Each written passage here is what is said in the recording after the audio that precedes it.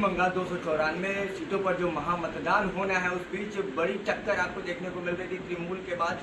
अब दादर विधानसभा में है अजीत कुमार जना का जो प्रचंड बहुमत से जीत की दर्ज तय की जा चुकी है। जो जनता ने विश्वास बनाना था वो अजीत कुमार जना ने बना चुका है। दादा, किस तरह का माहौल दादर में देखने को आपको मिल रहा है? आप शायद पहली बार आए होंगे दादर विधानसभा में। मैं पिछले 16 तारीख से जिस दिन की मेरा प्राप्ति पत्र की घोषणा हुई है तो मैं तब से यहाँ लगातार घूम रहा हूँ।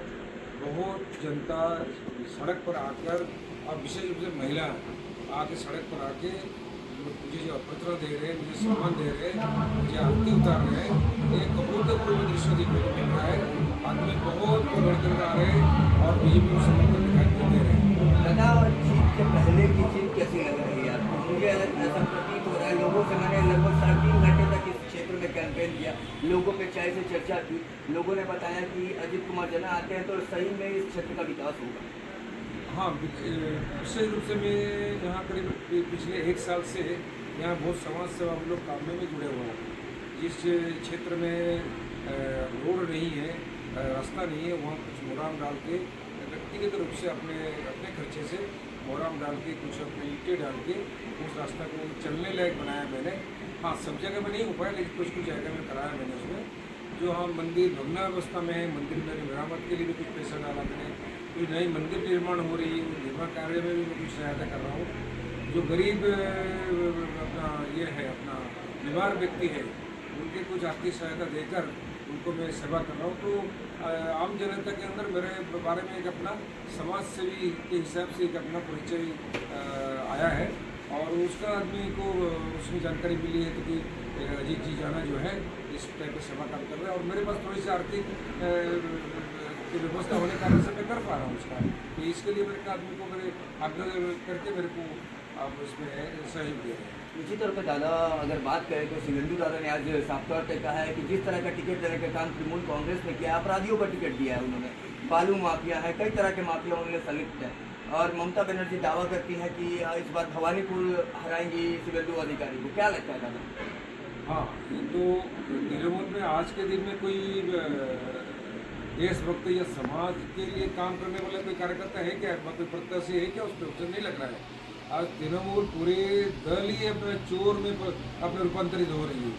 पूरे भाइपों से लेकर और उनके जितने भी मंत्री नेता नेत्री हैं सबकी एकदम मैंने अढ़ेल रुपया का उनके पास भंडार है, बड़े बड़े घर है, गाड़ी है। तो कोई भी आज के दिन में तृणमूल में कोई प्रत्याशी या कोई MLA आपका MP जो है कोई सचमुच में कोई समाज सेवा कर रहे हैं ऐसा मुझे नहीं लग रहा है। और भवानीपुर तो हार चुकी है, ममता दी भवानीपुर हार चुकी है। पिछले बार नंदीपुर में हराया है अपना ये शुभेंदु दा ने, इस बार भी उनको हराएंगे। और शुभेंदु दा बहुत अच्छे कार्यकर्ता है, उसमें बहुत उनका पॉपुलैरिटी काफ़ी है। वो पिछले 5 साल से बहुत अच्छे काम किए, लोगों के सामने गए हैं। तो इस बार ममता दी इस सदन में प्रवेश करेगी ऐसे मुझे नहीं लगेगा। दादा, एक सवाल जनता का था आपसे, इसलिए मैं अभी पूछ रहा हूँ, ऑन कैमरा आपसे पूछ रहा हूँ। जनता का साफ तौर पर कहना है अगर दादा पश्चिम बंगाल में भाजपा नहीं आती है, एक डर का माहौल फिर से उनके दिल में होगा, हिंदुत्व खतरे में कहीं ना कहीं आएगी, हिंदुओं का रहना मुश्किल हो जाएगा पश्चिम बंगाल में।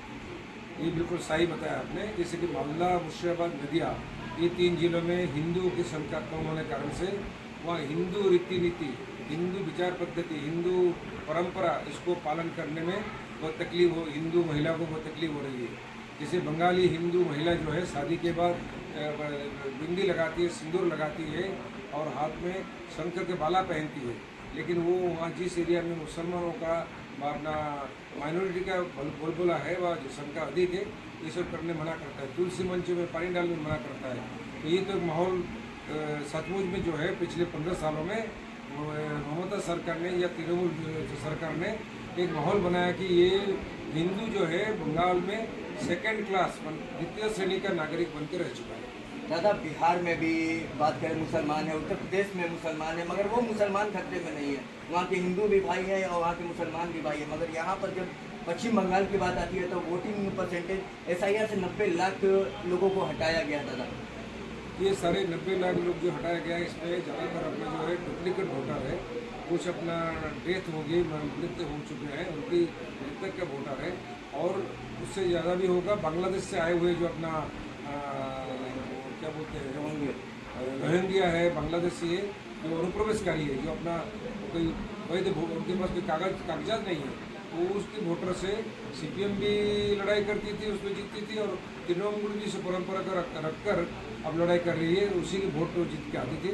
जैसे कि अपने को पता होगा आपको, तृणमूल से भाजपा का जो जीत की डिफरेंस है 44 लाख की वोट की है। अब 90 लाख निकल गया, तो अब आप अनुमान कर सकते हैं कि इस बार रिजल्ट क्या होने वाला है।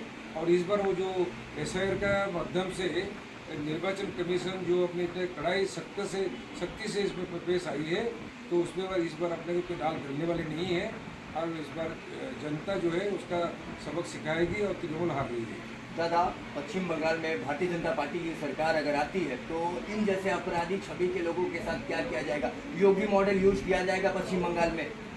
बिल्कुल बिल्कुल, जो गलत काम किया है, जो गलत तरीक़े से अपना धनोपार्जन किया है, वो सबका विचार होगा। मोदी जी ने 14 तारीख को जो हमारा ब्रिगेड पर कलकत्ता में जो ब्रिगेड परेड ग्राउंड में जो सभा हुई थी, जैसे हम बताते हैं सबके साथ सबके विकास, सबका साथ जो है, उसमें भी सबका विचार भी होगा, उस ऐलान करके गए हैं।